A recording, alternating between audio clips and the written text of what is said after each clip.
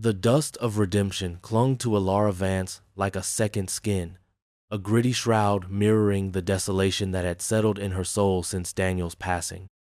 It was a taste she'd never grown accustomed to, the alkaline bite of the parched earth, a constant reminder of the ranch's thirst and her own dwindling reserves of hope. The train, the thrice-weekly artery connecting their isolated corner of the territory to the wider world, was late again, its tardiness a dull ache in the already strained patience of the few souls scattered on the splintered platform. Elara wasn't waiting to board. Her journey, if one could call it that, was far more desperate. Clutched in her gloved hand was a letter, thin and bearing the smudges of her hesitant penmanship, addressed to a distant, almost forgotten cousin of her mother's in a city she couldn't even picture. It was a plea, veiled in carefully constructed phrases of polite inquiry, for a loan, a lifeline, anything to fend off the wolves that circled Willow Creek Ranch. Bartholomew Thorne, with his predatory smile and coffers deep as the canyons, was one wolf, the relentless drought, another. And then there were the whispers, the pitying glances from townsfolk who saw not a resilient woman fighting for her legacy, but a widow out of her depth, a delicate flower wilting in a man's world. The weight of Daniel's absence was a physical pressure, a hollowness in the air around her, most keenly felt here, at this station where they had first arrived, full of dreams as vibrant as the wildflowers that once carpeted their valley. Now the valley was sere, and the dreams were ghosts. Inside her, a silent reel of the past year played. The funeral, the condolences that felt like stones, the first failed crop, the slow, agonizing sale of their best breeding stock, Thorne's initial, almost fatherly offer to take the burden of the ranch off her hands, an offer that had since curdled into something harder, more insistent. His latest ultimatum, delivered with a chilling lack of emotion, echoed in her mind, settle her debts by season's end, or see Willow Creek fall under the auctioneer's hammer, a hammer he would undoubtedly wield. She shifted her slight weight, the worn leather of Daniel's old satchel, repurposed for her town trips, creaking softly. Her fingers tightened on the letter. This was it. The last arrow in her quiver. If this failed, the fight was over. The sun, a molten brand in the vast, indifferent sky, began its slow descent, painting the distant mesas in hues of bruised purple and fiery orange. A mournful whistle, thin and reedy at first, then growing in sonorous power, finally sliced through the heavy air, the iron horse. For some, a promise of arrival, of new beginnings. For Elara, today it felt like a harbinger of departure, the potential carrier of her surrendered hope. As the locomotive chugged into view, steam curling like restless ghosts from its stack, belching black smoke that momentarily obscured the already fading light, a figure disembarked before it had even fully juddered to a halt. He moved with a quiet economy, a tall man, broad-shouldered but lean, his duster the color of the trail, his hat pulled low, shadowing a face that seemed carved from the same unyielding rock as the surrounding bluffs. Silas McRae, though Elara did not know his name, nor he hers, paused for a moment on the edge of the platform, his gaze sweeping the dilapidated town, the tired faces, the very air of struggle that seemed to permeate redemption. His eyes, the color of smoke after a fire has died, snagged for a fraction of a second on Elara. He saw not just a woman, but a tension in her posture, a familiar brand of weariness in the slight droop of her shoulders that her proud chin tried to deny. He registered the letter in her hand, the way her knuckles were white. He was a man accustomed to reading signs, the subtle shifts in the landscape, the unspoken language of animals, the silent cues of men. He saw something in her that resonated with the desolation he carried within his own chest. A quiet battle hard fought. He was just passing through, or so he told himself. Another town, another station, another attempt to outrun the memories that dogged his heels like patient coyotes. The train hissed and sighed, a metallic beast settling into a brief repose. Elara moved towards the mail car, her heart a tight knot. The act of handing over the envelope felt monumental, a relinquishing of her last, fragile shard of agency. As the clerk stamped it and tossed it into a canvas bag, a gust of wind, hot and gritty, swirled around the platform, lifting Elara's bonnet ties and pressing her skirts against her legs. It whispered of failed rains and broken dreams, a lament for all that was lost and all that was still in peril. She turned, the transaction complete, a strange emptiness replacing the anxiety. Her gaze drifted across the platform, unseeing, and for a fleeting moment, it passed over Silas McRae, who had melted back against the rough-hewn wall of the station house, a shadow among shadows. He watched her walk away, her silhouette stark against the bleeding sunset, a solitary figure retreating towards a future she could not yet discern. The wind carried the faint, metallic scent of the cooling engine, mixed with the ever-present dust, and something else, something akin to the lonely cry of a hawk circling a barren land, a sound that echoed the silent plea in Elara's heart and the unarticulated ache in his own. He wondered, briefly, what battle she fought, what made her eyes hold that particular shade of guarded sorrow. Then he dismissed the thought. It wasn't his concern. His path was his own, and it led away from entanglements, away from the kind of pain he saw reflected, however fleetingly, in her distant gaze. The train's bell clanged, a signal of its impending departure, but Silas made no move to reboard. Something, an instinct he couldn't name, held him there, watching the empty space where she had stood, the dust motes dancing in the last crimson rays of the sun.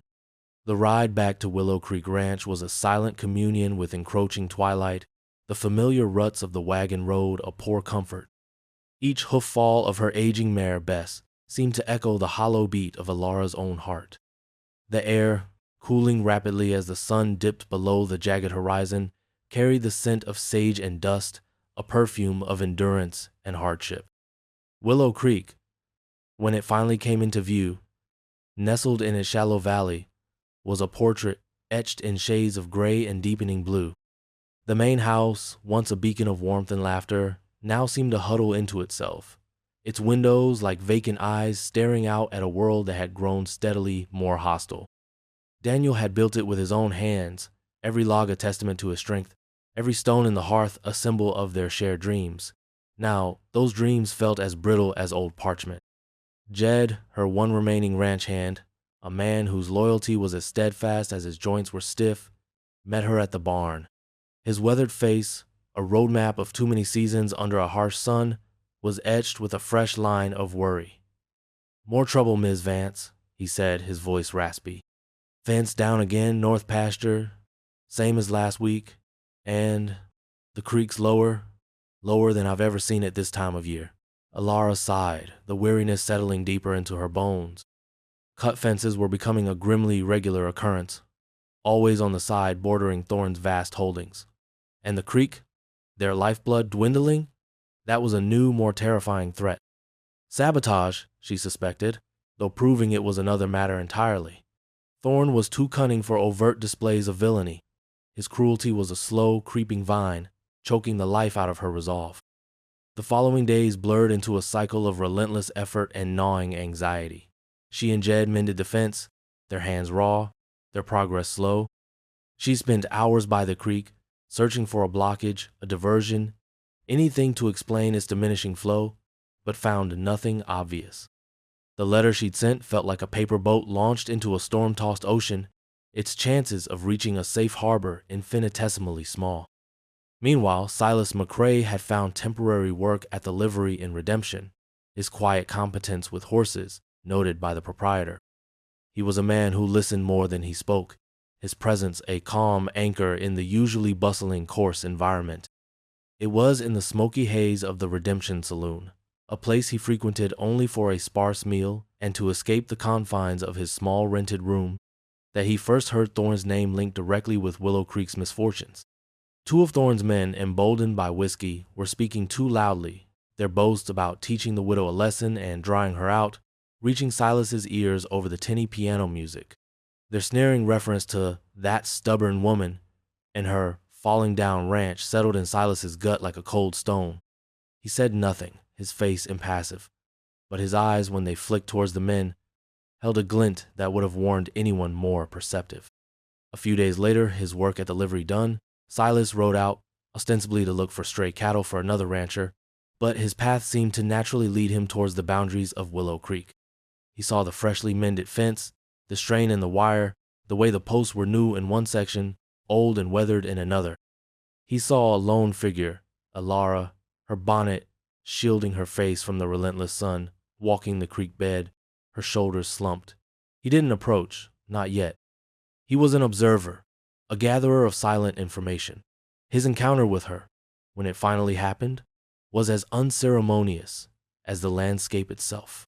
He'd found one of her calves tangled in a thicket, bawling piteously. By the time Elara, alerted by the sound, arrived on Bess, Silas had already cut the calf free, his movements deft and sure. He was checking the small animal for injuries when she rode up, her expression a mixture of surprise and suspicion. "Thank you," she said, her voice tight. He would have been coyote bait by nightfall. Silas merely nodded, his gaze on the calf. "Needs water. And it's mama."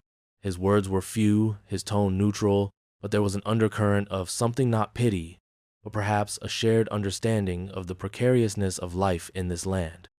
Elara, dismounting, felt a strange awareness of him, of his quiet strength, so different from the bluster of men like Thorne, or the well-meaning but ineffective sympathy of the townsfolk. "I'm Elara Vance," she offered, extending a gloved hand, a formality that felt oddly out of place in the wildness of the pasture. He took it briefly, his own hand calloused and strong. "Silas McRae." His eyes met hers for a moment, and she saw again that smoky depth, unreadable, unsettling. "You new to these parts?" she asked, trying to sound casual. "Passing through," he replied, his gaze already drifting away, as if uncomfortable with direct scrutiny. Her pride, a stubborn and often unhelpful companion, bristled slightly at his reticence, yet she couldn't deny the efficiency with which he'd acted. The interaction was brief, utilitarian, yet it lingered in Elara's mind. Later that week, Bartholomew Thorne paid his promised visit.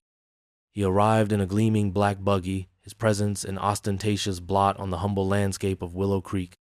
He was all polished smiles and veiled threats, his words dripping with false concern. "My dear Elara," he began, his voice smooth as oiled leather, "I hear you're struggling. The land is unforgiving, especially to delicate hands." He gestured vaguely at her, his eyes lingering on the worn fabric of her dress. "My offer still stands, a fair price. Enough for you to start fresh, somewhere more suitable."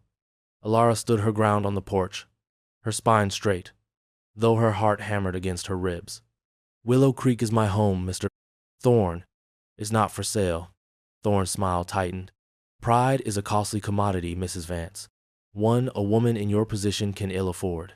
Unseen by either of them, Silas McRae, who had been tracking a faint plume of smoke he'd noticed earlier near her northern boundary, had crested a small rise overlooking the ranch yard. He saw Thorne's expensive buggy, the arrogant set of the man's shoulders, and Elara standing small but unbent before him. He couldn't hear their words, but the tension was palpable, a visible shimmer in the hot afternoon air. He saw Thorne lean closer, his voice likely dropping to something more menacing, and saw Elara flinch almost imperceptibly before her chin lifted a fraction higher. Thorne finally climbed back into his buggy, a look of smug satisfaction on his face as he departed, leaving Elara alone on the porch, the dust settling around her like a bitter pall. The sun, beginning its descent, cast long, distorted shadows, and storm clouds, dark and heavy, were gathering on the western horizon, a mirror to the turmoil in her heart and the unspoken conflict brewing within Silas. He watched her for a long moment, a solitary figure against the vast, indifferent landscape.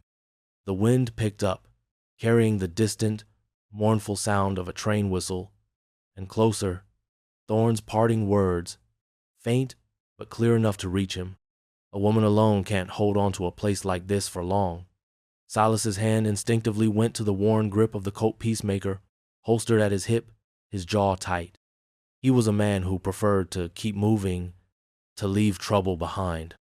But the sight of Elara Vance, standing resolute against the dying light, stirred something in him, a reluctant empathy, a spark of an old, almost forgotten anger against bullies and the injustice they wrought. The brewing storm felt like a premonition. The days that followed Thorne's visit were heavy with an unspoken dread, like the calm before a violent storm. The sabotage, once subtle, now bore the unmistakable mark of malice. The creek, their lifeline, dwindled further, its merry gurgle replaced by a mournful trickle. Jed, attempting to investigate a suspicious landslide upstream that Elara was certain was no natural occurrence, suffered a fall, twisting his ankle badly. The old man, his face pale with pain and frustration, waved away her concern. "Just a sprain, Ms. Elara. I'll be right as rain in a few days." But they both knew a few days was a luxury they couldn't afford. Now, she was truly alone. The weight of the ranch, its problems, its very survival, resting squarely on her slender shoulders. The townsfolk of Redemption, already wary of Thorne's influence, grew even more distant.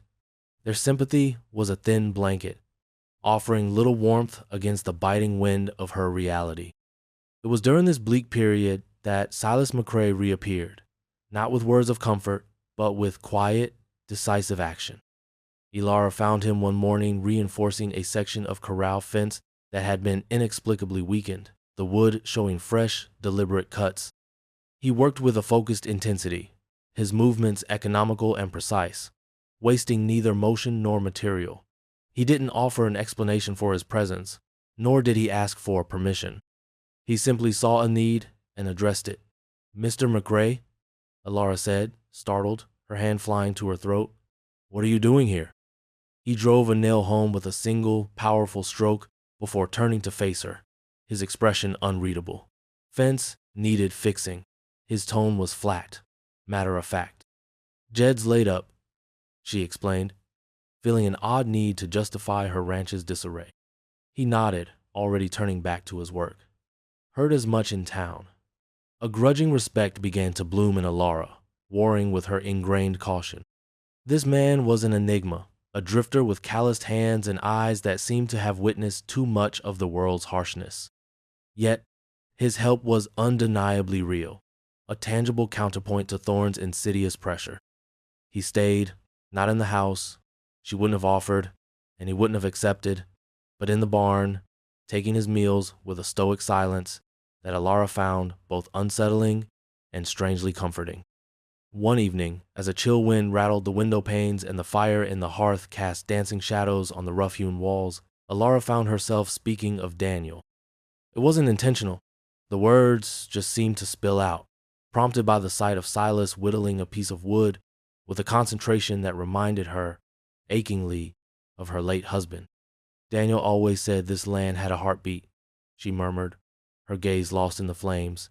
He could hear it in the wind, feel it under his boots.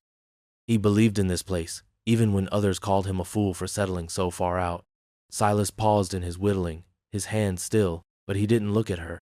He just listened, a silent, absorbent presence.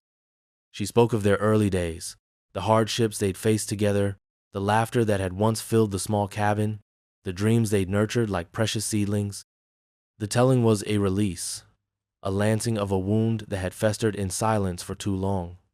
When she finally fell quiet, a tear tracing a path through the dust on her cheek, Silas said nothing for a long moment. Then, quietly, without looking up, he resumed his whittling. "Good dreams are worth fighting for," he said, his voice low and gravelly. It was the most he'd said to her in one stretch, and the simple words resonated with a surprising depth. Slowly, Elara began to see glimpses of the man beneath the stoic cowboy exterior. A scar, pale and jagged, ran from his left temple into his hairline, usually hidden by his hat. She noticed it one morning when he was washing at the pump, the rising sun catching it just so. Another time, helping her round up a few stray yearlings, he moved with a predatory grace and an uncanny anticipation of the animal's movements that spoke of a life spent in closer, perhaps more dangerous, proximity to wildness than just ranch work. He never spoke of his past, deflecting her tentative questions with a quiet reserve that brooked no argument. But she sensed a deep well of sorrow in him, a shadow that his gruff exterior couldn't entirely conceal. The brief respite his presence offered was shattered by the arrival of the mail rider. Among the usual circulars was a long, official-looking envelope addressed to Mrs. Elara Vance, occupant. Her fingers trembled as she broke the seal. It was a formal notice of foreclosure, initiated not directly by Thorne, but by a distant, almost forgotten cousin of Daniel's, Josiah Vance, a man she'd never met but who apparently held some old family claim or debt against the estate. The legal jargon was dense, confusing, but the meaning was chillingly clear. She had 30 days to satisfy the claim, or Willow Creek would be seized. She knew with a sickening certainty that Thorne was behind this, pulling Josiah's strings like a puppeteer. The letter slipped from her numb fingers, fluttering to the dusty floorboards. The embers in the hearth, which she had been tending, seemed to dim, mirroring the sudden extinguishing of the fragile hope that had begun to rekindle within her. The distant whistle of the train, a sound that had become a grim counterpoint to her struggles, drifted through the open window, more mournful than ever. It felt like a summons, a call to surrender. Silas found her there, hours later, still sitting in the darkening room, the letter at her feet, her face a mask of despair. He picked up the paper, his eyes scanning the dense text. He said nothing when he finished, just folded it carefully and placed it on the mantelpiece. But his presence, solid and unwavering in the encroaching gloom, was a silent question, a challenge to the defeat that threatened to consume her. Would she let the fire die out completely, or was there still a spark, however small, left to fight with? The silence in the room was profound, broken only by the sighing of the wind and the faint, almost imperceptible crackle of the dying embers. The foreclosure notice was a physical blow, leaving Elara reeling, the taste of ash in her mouth. For a day, she moved through her chores in a haze of despair, the stark words of the legal document seared into her mind. Willow Creek, her sanctuary, her last link to Daniel, was slipping through her fingers like fine dust. But as the initial shock subsided, something else began to stir within her, a stubborn ember of defiance, fanned by Silas McRae's quiet, unwavering presence. He hadn't offered empty reassurances or platitudes. Instead, he'd methodically checked the perimeter fences, oiled Daniel's old rifle, and ensured the water barrels were full, his actions a silent testament to a refusal to surrender. It was his unspoken belief in her, or perhaps in the simple rightness of her cause, that finally broke through her despair. "I won't let them take it," she declared one morning, her voice hoarse but firm, as she watched Silas expertly sharpen an axe blade. "I don't know how, but I won't let Thorne win." A flicker of something unreadable passed through Silas's smoky eyes. "Good," was all he said, but the single word carried the weight of an alliance. Her first act of defiance was to ride into redemption, not to beg, but to seek information, to understand the claim Josiah Vance had made. She visited the land office, her questions met with evasiveness and bureaucratic indifference. She tried to speak to the town lawyer, a timid man named Peabody, who stammered apologies and confessed he couldn't possibly take a case against interests as powerful as Thorne's. The townsfolk, once again, offered sympathetic murmurs but little tangible support, their fear of Thorne a palpable shroud over the community. Disheartened but not defeated, Elara returned to Willow Creek. Silas, understanding her frustration, began to offer more practical help. He knew firearms, his familiarity with Daniel's Winchester far exceeding that of a common ranch hand. He spent hours with her at the edge of the cottonwood grove, teaching her to shoot straighter, to control her breathing, to make every shot count. "Don't think about the target," he instructed, his voice calm and low. "Become the bullet. See its path before it leaves the barrel." His expertise was unnerving, hinting at a past that involved more than just fending off coyotes. He also showed her how to reinforce the doors and windows of the cabin, how to create defensible positions, his knowledge disquietingly thorough. Thorne, sensing her renewed resistance, escalated his tactics. The cut fences became more frequent, more brazen. One night, a small fire was started in the dry grass near the barn, quickly extinguished by Elara and Silas's frantic efforts, but leaving them shaken and smoke-stained. The next morning, a dozen of her remaining cattle were missing, driven off, no doubt, by Thorne's men.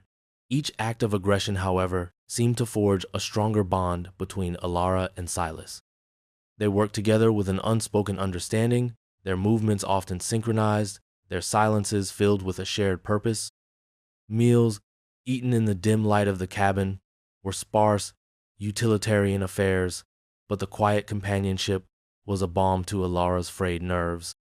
She found herself watching him, noticing the way his eyes, though often guarded, would soften almost imperceptibly when he spoke to Bess, or the surprising gentleness in his calloused hands as he reset Jed's splint. One evening, after they'd spent a long day tracking the stolen cattle to a dead end near Thorne's vast property line, they sat exhausted by the dwindling fire. The silence stretched, comfortable now, not strained. "Why are you doing this, Silas?" Elara finally asked, the question that had hovered between them for weeks. "This isn't your fight." He stared into the flames for a long time, the firelight carving harsh planes and deep shadows on his face. When he finally spoke, his voice was rougher than usual. "I knew a man once," he began, his gaze distant, "who lost everything to a man like Thorne. His land, his family, his hope. I stood by and did nothing. Figured it wasn't my fight either." He paused, the crackle of the fire filling the silence. "I was wrong." The admission hung in the air, heavy with unspoken regret. Elara sensed a deep pain behind his words, a glimpse into the troubled past he kept so fiercely guarded. It explained his protective instincts, his visceral reaction to injustice, his understanding of loss. It also made her feel a profound, unexpected connection to this solitary, wounded man.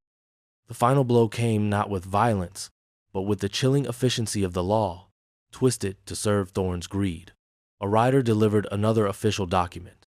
Thorne, through a series of shrewd, possibly fraudulent legal maneuvers, had managed to acquire an old, overlooked lien on Daniel's original water rights agreement for Willow Creek.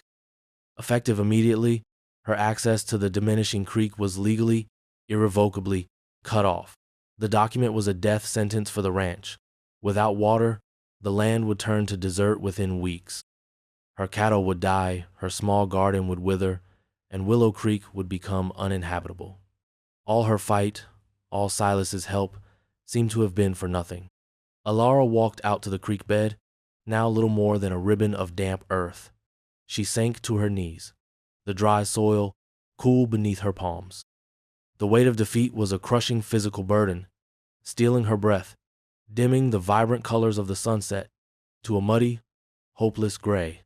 Silas found her there, a solitary, desolate figure.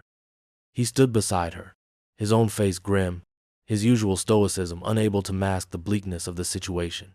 The train whistle, that persistent, mournful sound, echoed through the valley. This time it sounded like a final summons, a dirge for Willow Creek. Was this it? Was it finally time to surrender, to pack her few belongings and board that train, leaving behind everything she had fought for, everything she loved? The taste of dust and despair was overwhelming. The legal severing of Willow Creek's water rights plunged Elara into her deepest despair yet. The ranch, already gasping, now faced certain strangulation. For days, she moved in a daze. The fight leached out of her. The thought of the train, once a distant, mournful sound, now became a tangible, almost welcoming prospect, an escape from the relentless struggle, from the ghost of Daniel's dreams turning to dust. She found herself staring at the horizon, imagining the clatter of its wheels carrying her away from this accursed land. Silas watched her, his silence a heavy cloak in the small cabin. He didn't offer false hope or easy comfort, understanding that her grief and anger needed their space. But his steadfast presence, the way he continued with the ranch's necessary chores as if defeat were not an option, was a quiet rebuke to her surrender. One evening, as she listlessly packed a small valise with a few of Daniel's cherished belongings she couldn't bear to leave behind, he finally spoke, his voice low and resonant. "Thorne wins if you walk away, Elara. He wins if he breaks your spirit, not just your claim to this land." He paused, his gaze intense. "There's fighting for what's yours, and then there's fighting for who you are. Don't let him take both." His words, stark and unadorned, pierced through her numbness. He wasn't asking her to be a hero. He was reminding her of the resilience he'd already witnessed, the quiet courage that had drawn him into her struggle. The turning point came not from a grand revelation, but from a small, almost forgotten detail. Jed, his ankle slowly mending, had been sorting through old ranch ledgers, more to keep his mind occupied than in any real hope of finding a solution. His brow furrowed in concentration, he suddenly let out a grunt. "Ms. Elara," he called out, his voice tinged with excitement. "I reckon I might have found something. Daniel, he was a stickler for paperwork, you know. Always said, the pen could be mightier than the branding iron if wielded right." He pointed a gnarled finger at an entry in a faded ledger, a note scribbled in Daniel's familiar hand beside a record of a land survey conducted years ago, before Thorne had even consolidated his holdings in the area. It detailed a pre-existing easement, a natural spring that originated on what was now Thorne's land, but which, by prior territorial decree tied to the original Willow Creek homestead patent, guaranteed a certain flow of water downstream to her property, an easement that predated Thorne's acquisition and any subsequent liens he might have bought. It was obscure, buried in archaic legal terms, but it was there. Hope, sharp and breathtaking, surged through Elara. It was a sliver, perhaps, but it was enough. Armed with this new, or rather rediscovered evidence, Elara felt a surge of adrenaline, a warrior spirit rekindled. Silas, examining the faded document with a keen eye, confirmed its potential. "This could be it," he said, a rare note of something akin to optimism in his voice. "But Thorne won't give up easy." Their confrontation with Bartholomew Thorne was not in a dusty street at high noon, but in the relatively civilized confines of the territorial magistrate's temporary office, set up in Redemption's small town hall during his circuit visit. Thorne was there, smug and confident, expecting to finalize the seizure of Willow Creek. Elara, with Silas, a silent, imposing presence at her side, and Jed leaning heavily on a crutch but his eyes bright with defiance, presented her evidence. The magistrate, a stern, impartial man from a distant city, listened patiently, examining Daniel's ledger, the old survey maps, and the territorial decree Elara had managed to unearth from dusty archives with Silas's tenacious help. Thorne blustered, his face purpling with rage, his lawyers scrambling with objections, but Daniel's meticulous record-keeping, the undeniable legality of the prior easement, and the magistrate's own adherence to the letter of the law proved too strong. The magistrate's ruling was swift and decisive. Willow Creek's historic water rights, as per the original territorial decree, were to be honored. Thorne's attempts to block the flow were deemed illegal. It wasn't a total victory. The creek was still low from the drought, but it was life. It was a chance. Thorne stormed out, his mask of civility shattered, vowing retribution. But his power over Willow Creek was broken. Josiah Vance, who had been a reluctant, almost pathetic figure throughout the proceedings, mumbled an apology to Elara, admitting Thorne had misled and pressured him. In that moment, standing in the small, crowded room, Elara felt her own strength, fully realized. She had faced the wolf at her door and, with courage and the help of unexpected allies, she had driven him back. She had found her voice not just to speak, but to command, to defend. As they stepped out into the harsh sunlight of Redemption, a profound sense of relief washed over her. She looked at Silas, his face still stoic, but a hint of a smile touched the corners of his lips. Their eyes met, and in that shared glance, a bond forged in adversity and mutual respect deepened into something more profound, something unspoken but undeniably present. The future of Willow Creek was still uncertain, the challenges many, but the crushing weight of despair had lifted. As the sun began to set, painting the sky in hues of rose and gold, it cast a warm, hopeful glow over the distant silhouette of her ranch. The train arrived at the station, its whistle no longer a dirge or a temptation, but simply a sound, a part of the vast, challenging, but no longer entirely hostile world. Elara watched it, a sense of choice, hard-won and precious, settling in her heart. The journey ahead would be long, but she would not walk it alone. Months unfurled like the slow greening of the valley after an unexpected spring rain. The magistrate's ruling had been a turning point, not just for Willow Creek's water supply, but for Elara's standing in the community. Thorne, his reputation tarnished and his legal machinations exposed, had retreated, his power in redemption subtly diminished. Townsfolk who had once offered only pity or kept a fearful distance now greeted Elara with newfound respect, some even extending offers of help, a shared bull for breeding, assistance with the harvest of her small but determinedly planted crop. Willow Creek Ranch, though still bearing the scars of its recent trials, began to breathe again. The creek, though not yet at its former strength, flowed more consistently, a silver ribbon of promise winding through the land. Elara, with Jed now mostly recovered and Silas an indispensable presence, worked from dawn till dusk. She was no longer just surviving. She was rebuilding, her hands calloused, her spirit forged in the crucible of her trials into something resilient and bright. She moved with a newfound confidence, her laughter, though still infrequent, now genuine and clear, echoing Daniel's in the quiet evenings. Silas McRae had spoken of moving on once the immediate crisis was past. It was his way, the pattern of a life spent drifting, never setting down roots deep enough to be torn out. Yet, as the weeks turned into months, he remained.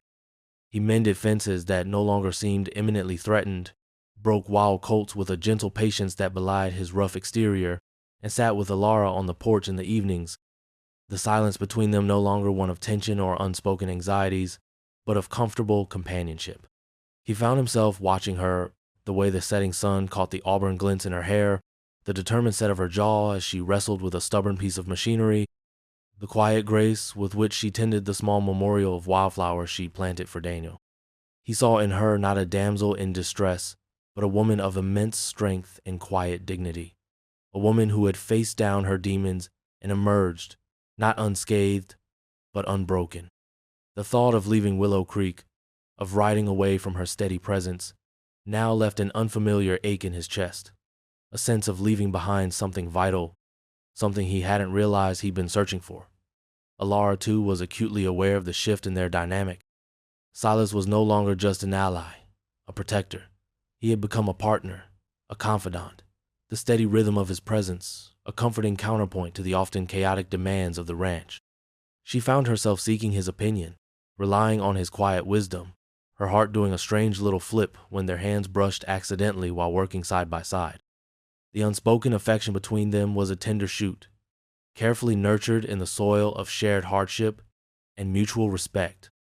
One late afternoon, as they stood together on a small rise overlooking the valley, the ranch bathed in the golden light of late summer, Silas finally broke the comfortable silence. He wasn't looking at her, his gaze fixed on the distant horizon, the direction he would normally be heading. "Reckon that drifter I used to be is getting tired of the trail," he said, his voice low, almost hesitant. Elara's breath caught. She waited, her heart pounding a steady rhythm against her ribs. He turned then, his smoky eyes meeting hers, a vulnerability in them she had never seen before. "This place, Willow Creek, is starting to feel more like home than any place I've known." He paused, a faint flush rising on his weathered cheeks. "If you'd have me, Elara, I reckon I'd like to stay a while. Maybe a long while." A slow smile spread across Elara's face, a smile that reached her eyes and lit them from within. The weariness, the sorrow that had been her constant companions for so long, seemed to recede, replaced by a warmth that spread through her entire being. "I'd like that, Silas," she said softly, her voice full of an emotion she hadn't dared to feel for too long. "I'd like that very much." It wasn't a grand declaration, no passionate embrace under a theatrical moon, but a quiet affirmation, as solid and enduring as the ancient oaks that lined the creek. It was the end of one arduous journey and the beginning of another, a path they would walk together. The last train to love hadn't been a physical locomotive thundering down steel tracks, but a slower, more profound arrival of two solitary souls finding solace and a shared future in the most unexpected of places. The land itself seemed to sigh in contentment, the wind whispering through the tall grasses, a song of resilience, of redemption, and of love's enduring power to heal and rebuild. The sun dipped below the horizon, not in a blaze of fiery drama, but in a soft, peaceful descent, promising a new dawn. Have you ever faced a moment where all seemed lost, where the dust of despair threatened to choke the last ember of hope? Elara's journey from the edge of ruin under the vast, indifferent sky of the west to the quiet dawn of a new day beside a man who saw her strength even when she doubted it reminds us that resilience is not the absence of fear, but the fierce courage to take another step, to swing another axe, to speak truth to power even when your voice trembles.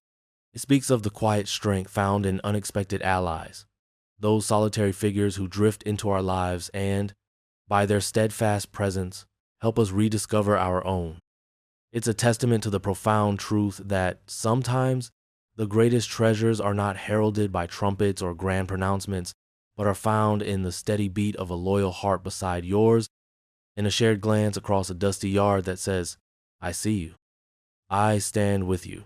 What storms have you weathered in your own life when the horizon seemed nothing but roiling black clouds and the path forward was obscured? Who stood with you, a silent Silas McRae in your own story, when the winds howled their fiercest and the wolves of adversity circled close?